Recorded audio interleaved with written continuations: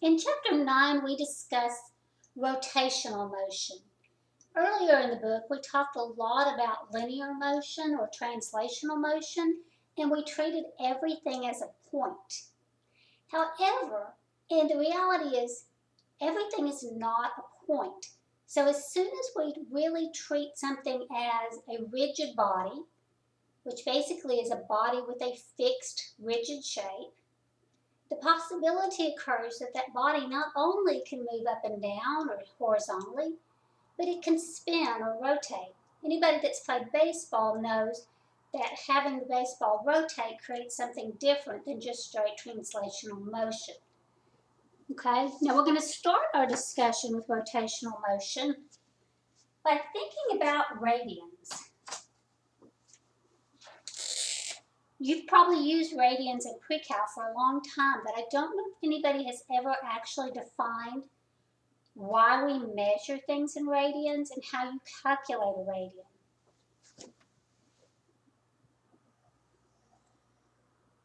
If I have something in a circle, the circle has a radius of r. I can define an angle that goes to some point right here. That's angle theta.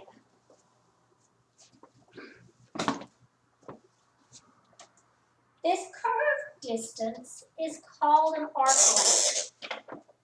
So from here to here, hopefully you can see that purple, that's S. Okay. S is the arc length. We define that angle theta as being the ratio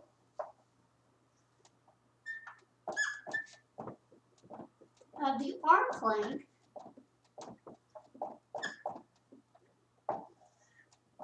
to the radius. Now, arc length is a linear quantity, so if we're working in the metric system, this would be measured in meters. The radius is also something linear. It would also be measured in meters.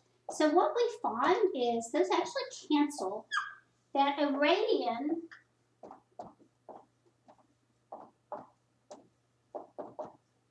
is a unitless quantity.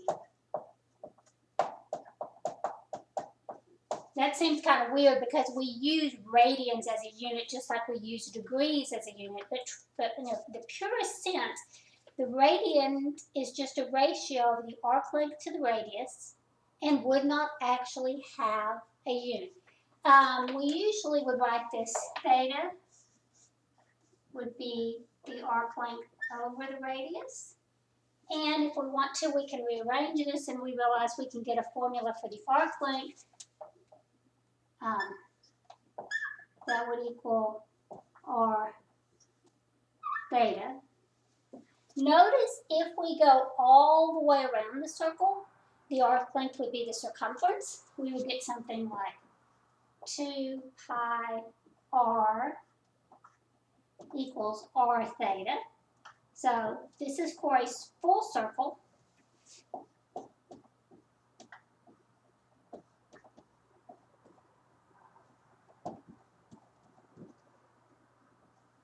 That arc length S would be 2 pi r, which would be equal to r theta. So we see that for a full circle,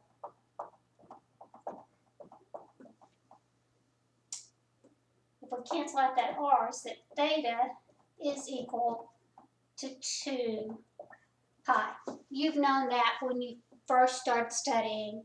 A circle is 360 degrees, or it's 2 pi radians.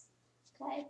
This relationship is going to be useful, but we do need to remember something really important about that relationship. This is only valid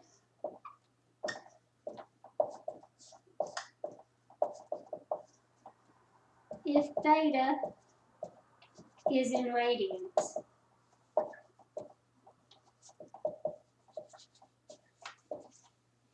If we know the angle measure in radians, which is just S over R, then of course we just have to multiply by r to get the length of that arc.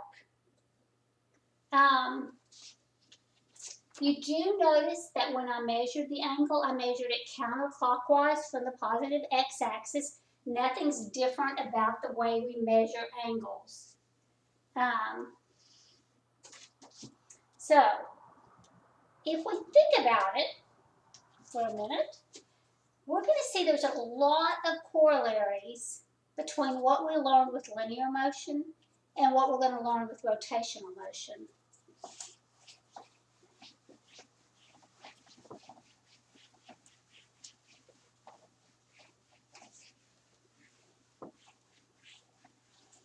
Now, one more reminder, throughout our study of rotational motion, the majority of the time we must be working in radians or in radians per second squared. Okay, that's the SI unit. Our formulas are based on that, particularly if we're trying to go back and forth from linear measurements to angular measurements. Angular displacement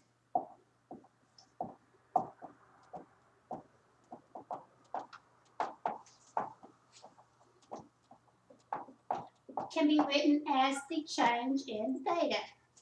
Just like we can have a linear displacement, we went from x1 to x2, we can get a difference. You could think of this as being theta 2 minus theta 1, or if you wanted to use theta final minus theta initial, but that's an angular displacement.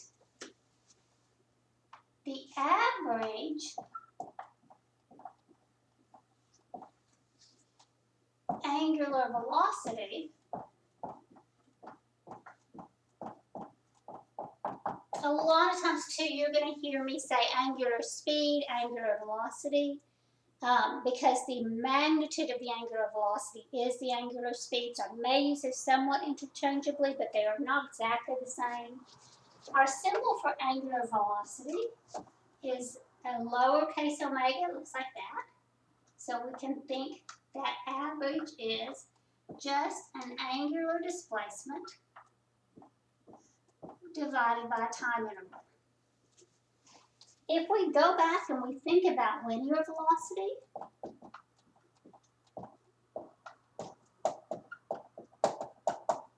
our average linear velocity, of course, was just a linear displacement over a time interval. So they look very, very similar.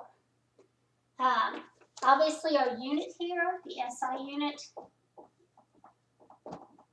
is radians per second. And that's really kind of interesting because we will write it as radians per second.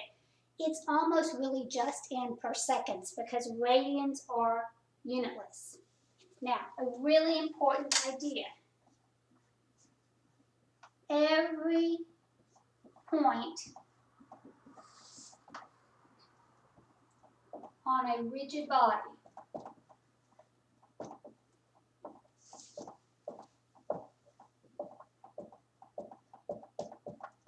has the same angular velocity. Okay. That's a big idea. Put a star by it. Think about it. If you were to picture something rotating like a record, every time point A went all the way around 2 pi radians, that takes the same amount of time as it takes point B to go all the way around. They will both cover that 2 pi, let's just say point A has an angular velocity of 2 pi radians per second. It can make a complete circle in 1 second. Well, that means point B will also make a complete circle in 1 second. Now, obviously, point B will travel a longer distance. So the linear velocity is not going to be the same, but the angular velocity is identical for any rotating rigid body. There are some important relationships between linear and angular quantities, and we'll get to those.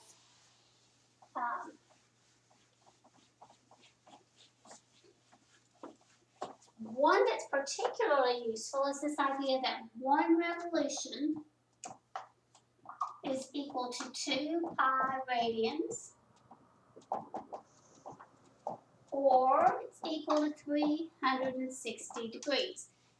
Often they're going to give us information in degrees, and we're going to realize I'm not going to be able to use my formulas, I'm not going to be able to work with this unless I change it back into radians. So this is a really important understanding. Let's look at how this might be useful. Old records, the little bitty small ones, they rotated, they're called 45s, they rotated with 45 RPM, which means 45 revolutions per minute. That's a perfectly good measure of angular velocity, but it doesn't have the measurement of radians per second, which we usually need. So I would say 45 revolutions in 1 minute. I want to change revolutions to radians, so I would say, well, there's 2 pi radians in 1 revolution. I would like to change minutes to seconds. I know that 1 minute is 60 seconds. And then I need a calculator, and I can get this. 45 times 2 pi divided by 60 is about 4.7 radians per second. Notice revolutions cancel, minutes cancel, we get units. You'll also notice I did multiply by 2 pi. I know a lot of times in a pre-calculus, a math class, they'll want you to keep measurements in radians exact. Perfectly fine in math. In physics, we deal in the world of significant digits. So most of the time, we'll go ahead and multiply out. Maybe not till the very end of the problem, but we're going to want to get our answer to a certain number of decimal places. We're not going to leave answers exact with pi. All right, so let's move on to the idea of we understand what an angular velocity is. Let's look at an angular acceleration.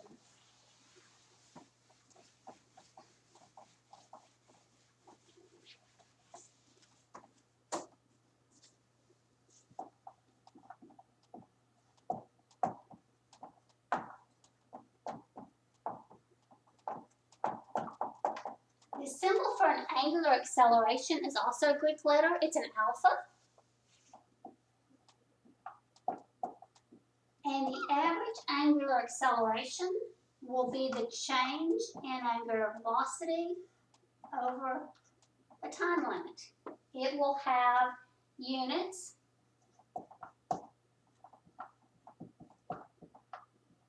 of, that is radians per second divided by second, so it comes out to be radians per second squared. And of course, you can think of this as omega final minus omega initial, or 1 and 2.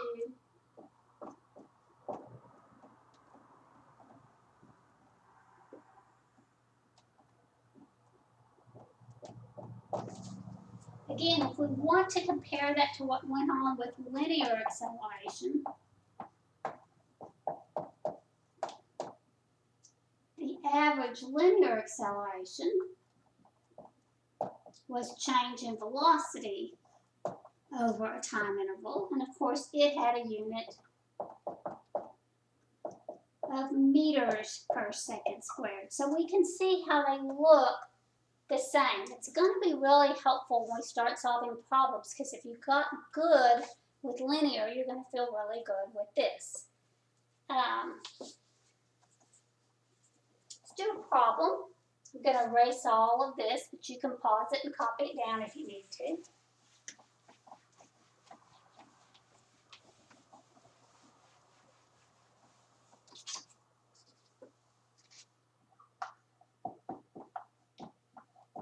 CD spins at 7,200 RPM.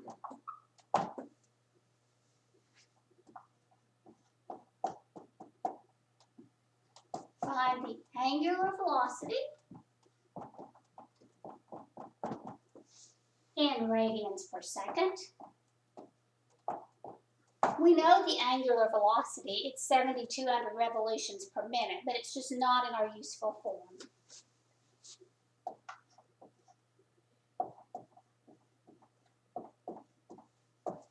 How long it takes to rotate 90 degrees.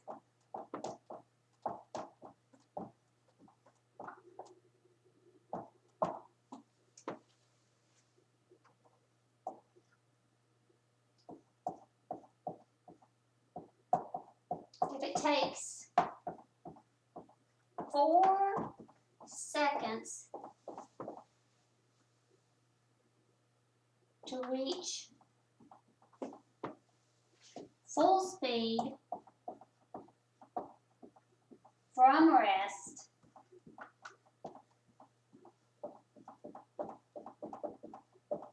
find its average angular acceleration. So we've got multiple questions here we want to answer. Let's start with just work our way through. We know that 7,200 RPM, so 7,200 revolutions in 1 minute. We know that 1 revolution is 2 pi radians. We know that 1 minute is 60 seconds. And then we get a calculator out. 7,200 times 2 pi divided by 60 comes out to be about 754. They're not real clear how many significant digits, but I'm going to say we had 3. So the answer to question A works out to be that the average angular velocity is 754 radians per second. And that was very close. It actually came out to 753.98. So I'm not too worried about keeping any extra places. So that's answer 1.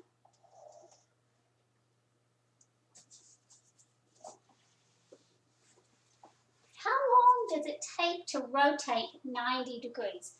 Well, one of the things we have to be sure everybody understands is how do we measure 90 degrees? How many radians is that? You have all the way around a circle. This is 0 or 2 pi. That means halfway over here is 180 degrees or pi. So up here at 90 degrees, that's the same as pi over 2. And when you get down here to 270 degrees, that, of course, is 1.5 pi's, or 3 pi over 2. If you need to convert back and forth, you just need to remember that 2 pi radians is equal to 360 degrees, or most people just use the fact that pi radians equals 180 degrees. So that's your conversion unit to go from degrees to radians, but we know what 90 degrees is. That's pi over 4. So they're telling us that the angle, or the angular displacement, is pi over 2. How long will that take? Well, that's pretty straightforward. We know that the average angular acceleration is the angular displacement divided by the time. We're actually looking for the time in part B. We know this, we know this. I tell people all the time, if it almost looks like a proportion and you're not real good about thinking, do I multiply, do I divide, what do I do? Now let's put this over 1, make it look like a proportion. That's 754. That equal over 1. That's going to equal pi over 2 times the time interval. So my answer is just pi over 2 divided by 754. It's going to come out in seconds, of course. This is in radians. This is in radians per second.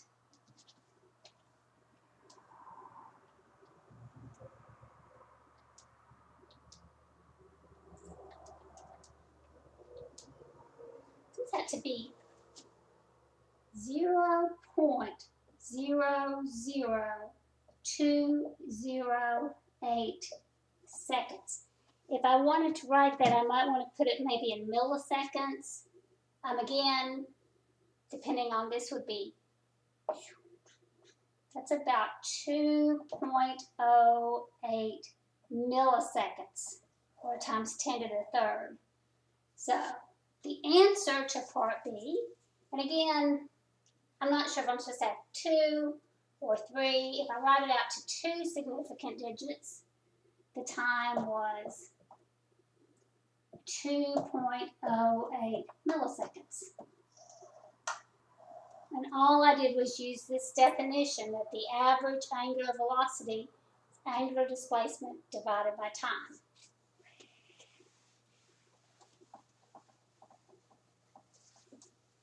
Okay, part C says it takes 4 seconds to reach a full speed from rest.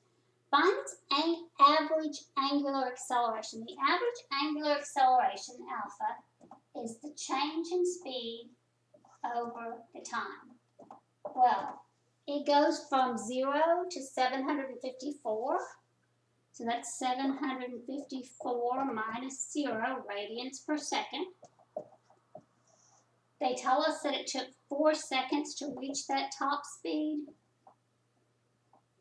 So if I do 754 divided by 4, it comes out to be 189 radians per second squared.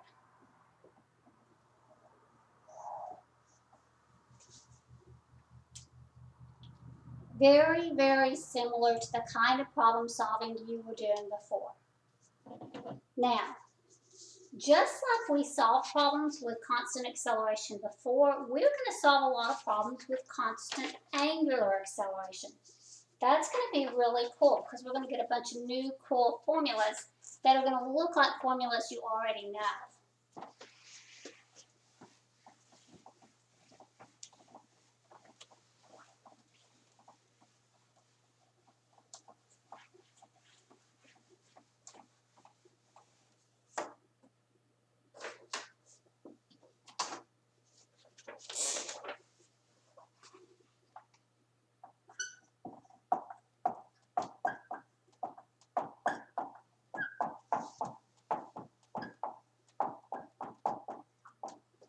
If we have a constant linear acceleration, the formulas that you learned a long time ago, that it was that if A is constant, then your velocity is your initial velocity plus AT. There's going to be a perfect corollary over here for the angular quantities. That means that our angular acceleration alpha is a constant. Then our angular velocity at some other time t, is omega 0 plus alpha t. It looks the same, only instead of A's we have alphas, instead of B's we have omega. We had a formula that said that x equals x0 plus b0t plus 1/2 at squared. We used those two formulas quite a few times back in chapters 2 and 3. That's going to become theta Instead of x, we have angular displacements theta 0. Instead of v, we have omega 0 plus 1 half alpha t squared. So they have the same form. It's like learning a code. A becomes alpha, v becomes omega, x or y becomes theta. We also had the formula that said v squared equals v0 squared plus 2a delta x. And we had one that said delta x is 1 half v0 plus v times t. We can rewrite both of those. This will mean omega squared is omega 0 squared 2 alpha delta theta. This one will be delta theta is 1 half omega 0 plus omega times t. Solving problems is going to be so easy. If you mastered these, this is the same thing. We just have different quantities. We have angular quantities instead of linear quantities. So let's look at a problem.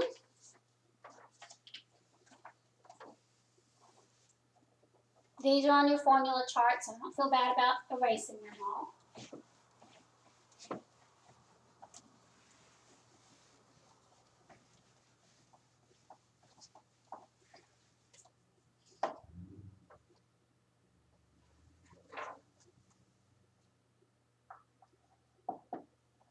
All right, the angular velocity, which we call omega,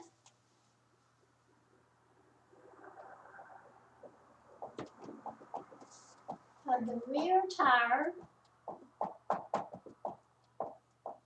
on a stationary bicycle, that's one of those exercise bicycles,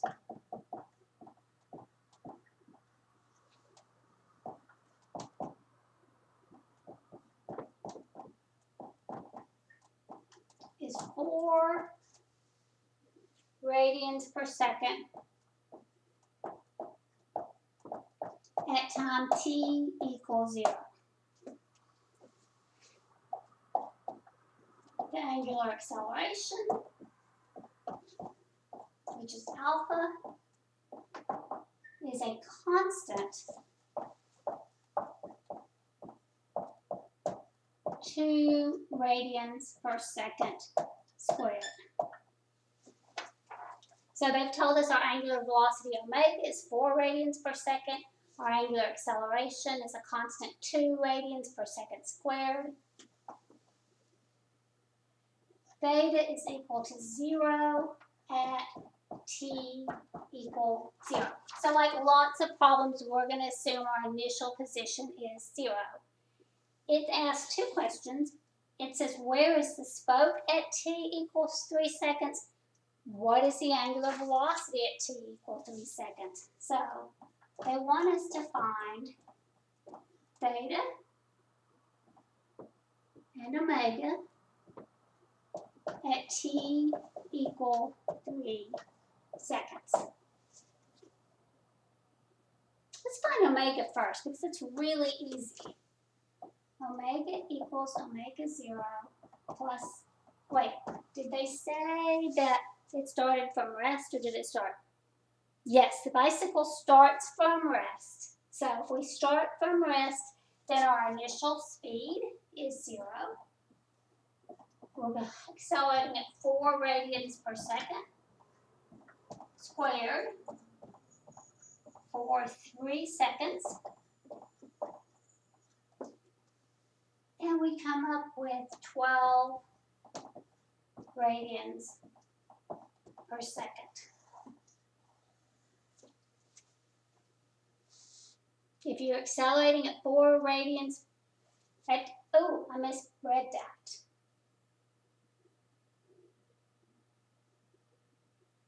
I misread a lot. Sorry.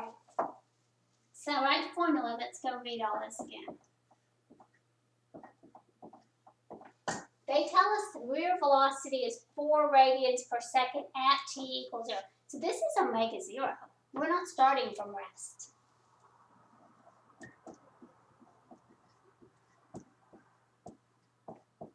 Plus, our acceleration is 2 radians per second squared.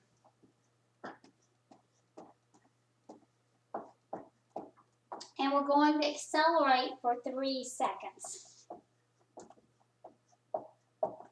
That's going to be 4 plus 6. We're just going to get a speed of 10 radians per second. Sorry about the mess up, but that just goes back to tell you you need to read the problem closely. Don't think you know what they're doing. Go ahead and make sure you know what they're asking for. So, very simple. If you're going 4 radians per second, you start accelerating at 2 radians per second squared. After 3 seconds, you'll be going 10. The second one's also easy. Our angular position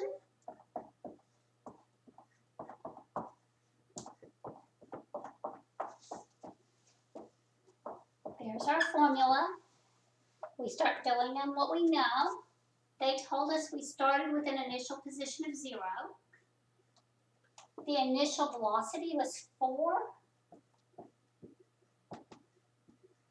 Notice if we didn't accelerate, we would just be going 4 radians per second for 3 seconds. We'd go 12 radians. That's classic constant velocity, but we are. So we get 1/2 times 2 times 3 squared. So this is going to be 12. That's going to be 9. So that is going to be 21 radians.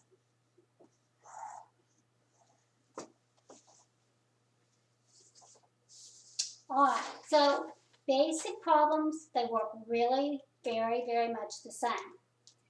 All right, now one of the things that comes up a lot is we like to be able to understand if we know what's going on with rotational motion, can we relate that to what's going on with linear motion? If you know how many times a car tire is rotating, its angular speed, can we figure out how fast it's going, how many miles per hour? Or if we know how many miles per hour or meters per second, could we come back and figure out what the rotational speed of the tire must be? Seems like those are related, and knowing one should tell you the other. So let's look at those formulas.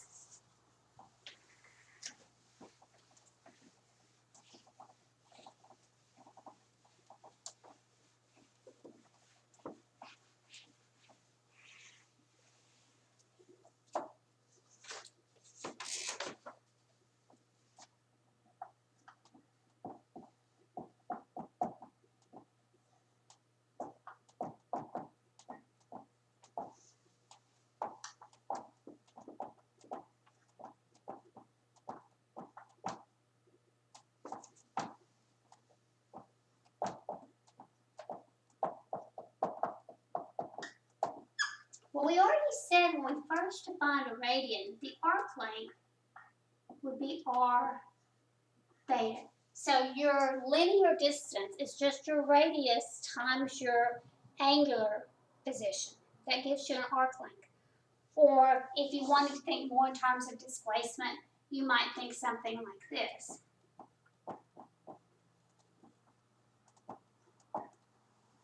But either way, here's really our formula.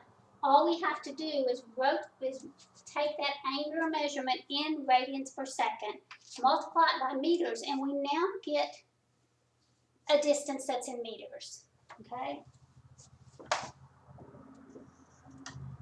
Turns out that our linear velocity is just r times our angular velocity. So our linear distance is r times the angle, as long as the angle's in radians. Velocity is r times omega. Again, omega must be in radians per second. our angular acceleration, well, let's say our tangential acceleration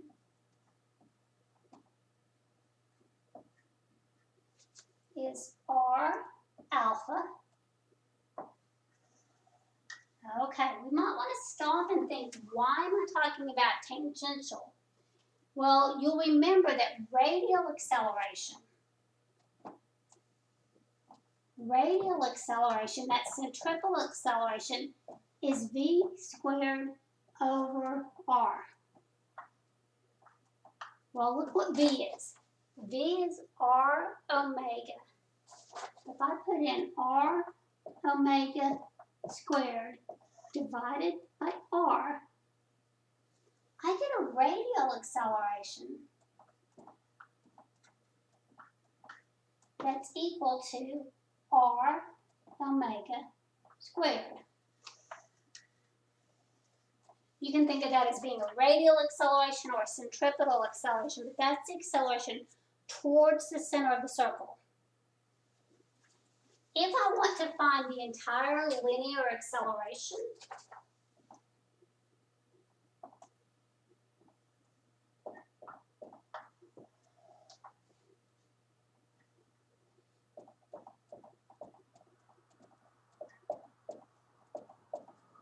I've got to use the Pythagorean theorem and put those back together again. All right, so let's think about what I'm talking about. If something's moving in a circle, that its angular speed is increasing, it's not, when we did uniform circular motion, we talked about constant speed. If you're moving at a constant speed in a circle, well, that circle doesn't look round. We move at a constant speed in a circle, then the acceleration is towards the center. Anything that's moving in a circle has to have a force towards the center, has to have an acceleration towards the center. If it's moving in a circle and it's also speeding up, it also must have a component of its acceleration that's tangential. The tangential would point this way. That component, and they can be very different. You can have a lot of radial acceleration and very small tangential. You could have a small radial acceleration, large tangential. They don't have to be similar in size. This one causes it to spin faster. This one keeps it moving in a circle. So if you want to find the total linear, you would put them together. If you've ever tried to spin something, if you want it to go faster, you don't push towards the center. You have to spin tangent to the circle to make that rotate faster and faster. Okay, these are fun formulas, and they're not hard to use at all.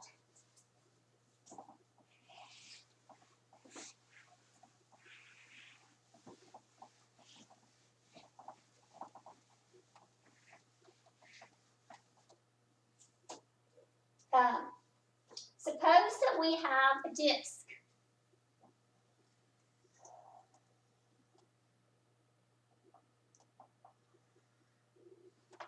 There's a disk. Here's point A. And out here on the edge, here's point B. B is located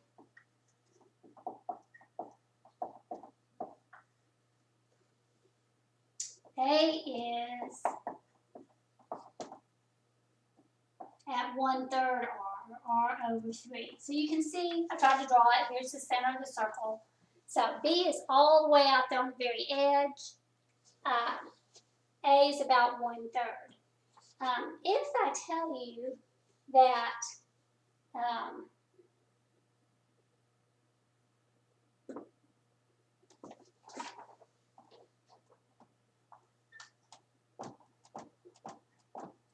B has a speed of V, a linear speed. Can I find the speed of A? Well, remember, omega is the same for both points. They have the same angular velocity. So that's going to help our thinking. We know that the velocity for B, we'll just call that, we'll even put a B there. Velocity of B is going to be r omega. The velocity of A is going to be r over 3 times omega. You can see that A has a linear velocity that is 1/3 of the linear velocity of B. Picture it. This one's going around. When B travels, it travels 3 times farther. It makes sense that its speed is 3 times faster. They both rotate through 360 degrees or 2 pi radians in the same amount of time. The only way they can both make that full circle in the same amount of time is if the linear speed of B is much larger. In this case, if its radius is 3 times what the radius at A is, then it must be traveling 3 times faster. Do one more.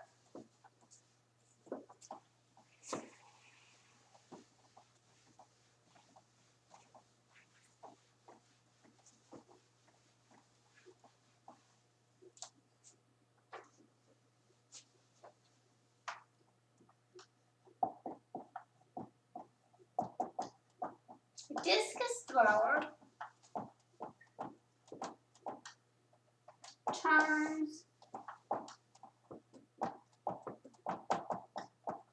with a radial acceleration alpha that is 50 radians per second squared, and it has a radius of 0.80 meters.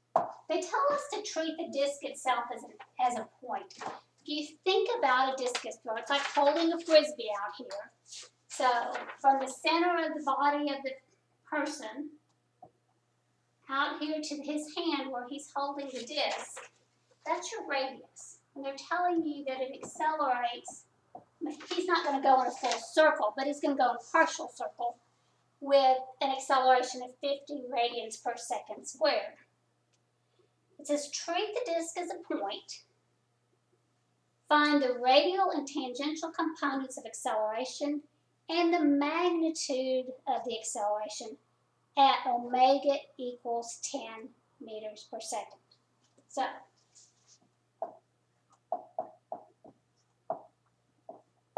if he accelerates through that using this till he reaches, obviously he starts from rest, but he's going to reach this speed. What are those things? Well, tangential is simply r alpha. So in this case, that's going to be 0.80 times 50 is going to be 40 meters per second squared. Notice this is in meters, this is radians per second squared.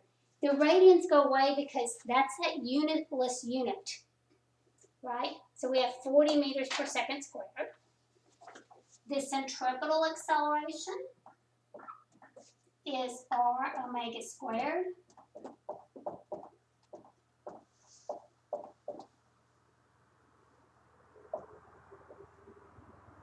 That's radians, not meters.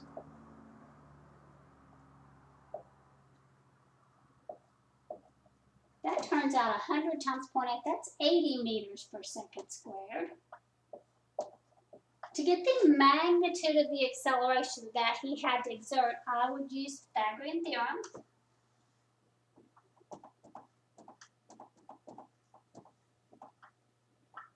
And this comes out to be an acceleration of 89 meters per second squared.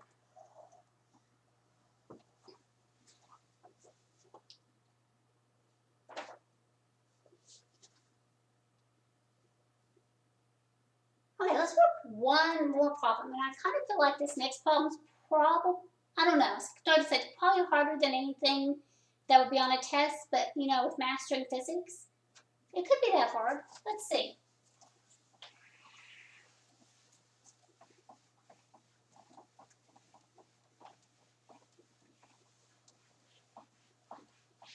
Okay, we are going to, in this example, design a propeller.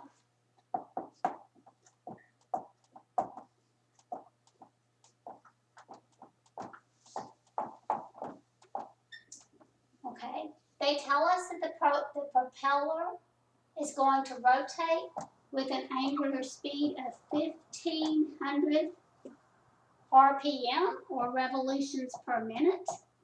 We're certainly going to have to change that. They tell us that the forward speed of the plane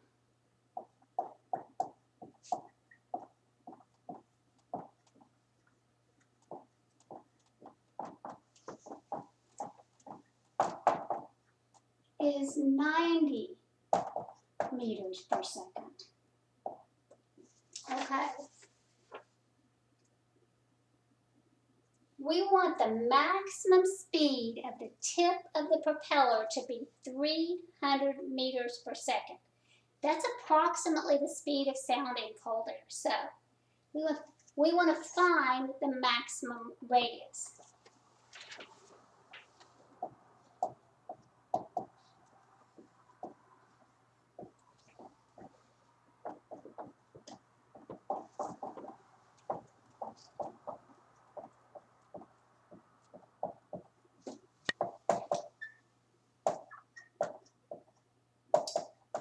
Put an extra zero. We really only need like 2 significant digits because of 1,500. But I'll make sure that we know these to at least 2.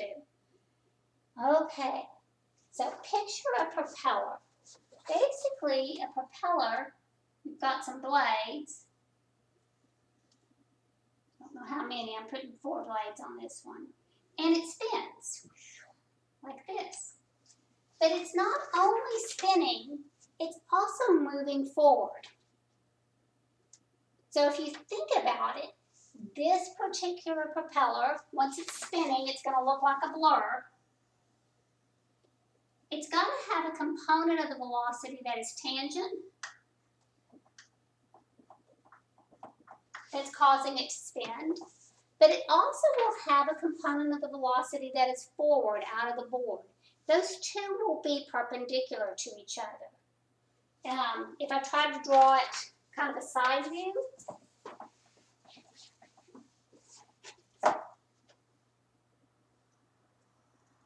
here's the center of the propeller. This whole thing is moving forward at 300 meters per second. That means this tip right here is moving forward at 300 meters per second. But it also has to be moving so that it's rotating. It's like when that point is right here, maybe it'd be better to draw that point right there. It's moving forward at 300 meters per second. But it's also rotating with a tangential velocity. That tangential velocity is 1,500 revolutions per minute in angular form, but we'll need to get that into a linear form. So we want to think about this.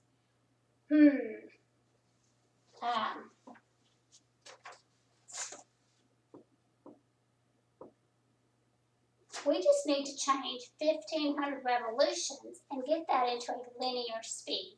So if I have 1,500 revolutions in 1 minute, make sure I'm got. I'm getting pretty good at this, we know.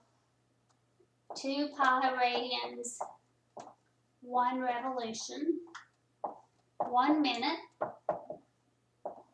60 seconds. And we can see that omega is 1,500 times 2 times pi divided by 60. That's 157 radians per second. That means our velocity, that's tangential there in this case, is r omega. But we don't know r. Okay, we'll come back to that idea.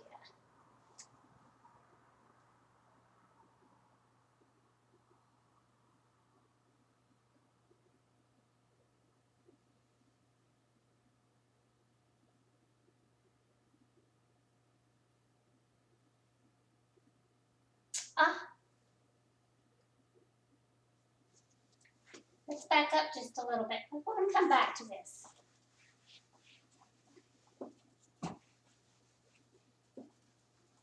I was mistaken. The forward speed of the plane is 90 meters per second.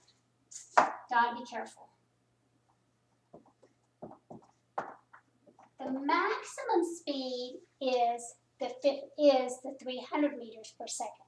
We need this combined to be 300. So we could say, look, the maximum speed has got to be the square root of this unknown tangential velocity plus this forward velocity.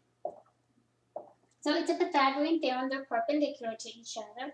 If I square this, I'm going to get, put in 300.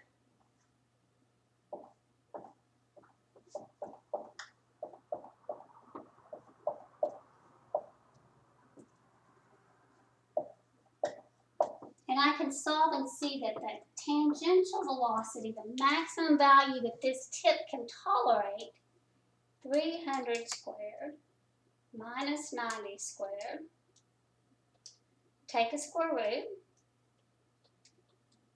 it's about 286 meters per second. That's the maximum possible value for the tangential velocity. We figured out just a minute ago that omega was 157 radians per second. We just took our 1500 revolutions per minute, we changed it to radians per second, and we know that V equals R omega.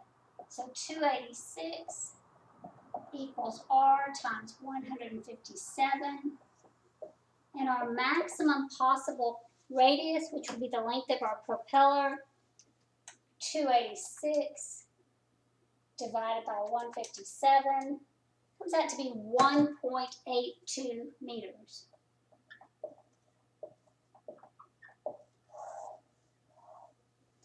Okay. Again, I'm not convinced you'll have anything quite this difficult, but it's good to think about. There's a difference between the spinning velocity of the tip and the fact that the plane is traveling forward. Those two are perpendicular, so we can get what that knowing that maximum possible value, how fast can this be spinning so that we don't exceed 300 meters per second. Okay, that's the first part of chapter 9, and we're going to stop right here. We'll do more in the second half.